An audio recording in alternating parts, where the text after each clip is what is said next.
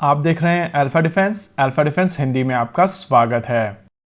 आज के इस वीडियो में हम लोग बात करेंगे भारतीय सेना के नैनो ड्रोन्स को लेकर।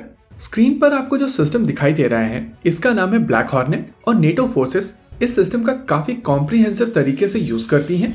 इस सिस्टम का वेट केवल 32 ग्राम है, यानी कि 32 ग्राम्स, लेकिन ये 25 मिनट्स तक यानी कि 25 मिनट्स तक हवा में रह सकता है। अगर स्पीड की बात की जाए तो इस सिस्टम की स्पीड लगभग 20 किलोमीटर पर आवर की है। वहीं अगर रेंज की बात की जाए तो ये सिस्टम ऑपरेटर से लगभग 2 किलोमीटर की दूरी तक ऑपरेट कर सकता है।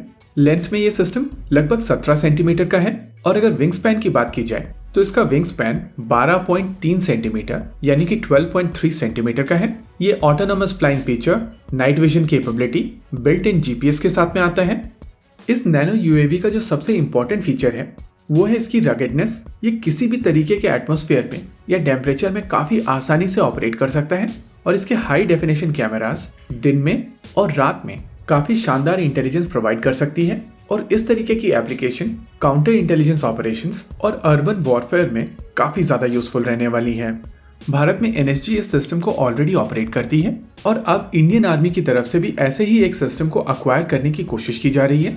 इंडियन आर्मी की तरफ से जो रिक्वेस्ट फॉर इंफॉर्मेशन रिलीज किया गया है उसके हिसाब से इंडियन आर्मी को एक 21 सेंटीमीटर से कम लेंथ वाला ड्रोन चाहिए। इसका वजन 510 ग्राम से कम होना चाहिए। इसका फ्लाइट टाइम 15 मिनट के आसपास होना चाहिए और अगर रेंज की बात की जाए तो ये सिस्टम ऑपरेटर से 800 मीटर की दूरी पर आसानी से ऑपरेट करने में सक्षम होना चाहिए। इसमें अवेलेबल कैमरा 720p का रेजोल्यूशन प्रोवाइड करने में सक्षम होना चाहिए और ये सिस्टम एक ग्राउंड रिमोट कंट्रोल के साथ में आना चाहिए। अगर आप इन सभी स्पेसिफिकेशंस को ब्लैक हॉर्नेट के साथ में कंपेयर करेंगे तो आपको समझ में आएगा कि ब्लैक हॉर्नेट काफी आसानी से ये सारी रिक्वायरमेंट को पूर्ण कर सकता है। इस रिक्वेस्ट फॉर इंफॉर्मेशन में इंडियन आर्मी की तरफ से जो स्पेसिफिकेशंस दी गई हैं वो काफी ज्यादा बेसिक हैं और आमतौर पर रिक्वेस्ट फॉर इंफॉर्मेशन में जो स्पेसिफिकेशंस दी जाती हैं वो आगे चल के थोड़ी और ज्यादा स्ट्रिंजेंट की जाती हैं और इसी वजह से ये कहा जा सकता है कि इस समय इंडियन आर्मी की तरफ से जो रिक्वेस्ट फॉर इंफॉर्मेशन में स्पेसिफिकेशंस मांगी गई हैं वो आगे चलकर थोड़ी और चेंज की जाएंगी।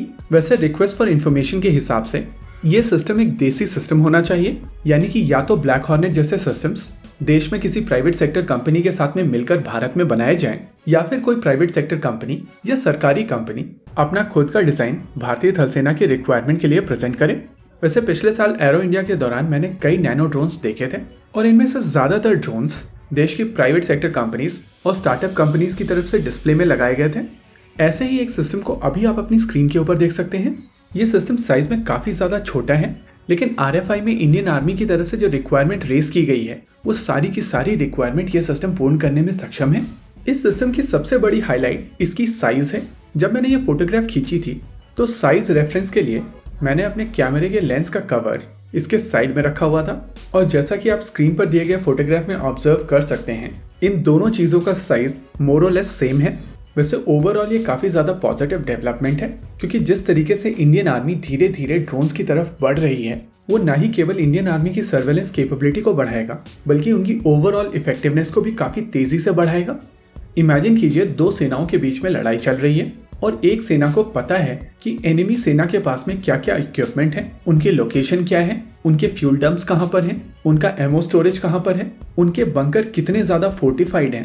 तो इस तरीके की इंटेल के साथ में एनिमी सेना को काफी आसानी से न्यूट्रलाइज किया जा सकता है और ओल्ड स्कूल वेपन्स जैसे कि मोर्टार इतने ज्यादा इफेक्टिव तरीके से यूज की जा सकती है जो कि रियल सेंस में गेम चेंजर साबित हो सकती हैं। ओवरऑल ये एक काफी पॉजिटिव डेवलपमेंट है और ये देखना दिलचस्प होगा कि फाइनली इंडियन आर्मी की तरफ से कौन सा सिस्टम पिक किया जाता है। इसी के साथ आज के इस वीडियो में रखते हैं केवल इतना ही। वीडियो को अंत तक देखने के लिए धन्यवाद। देखते रहिए अल्फा डिफेंस। जय हिंद।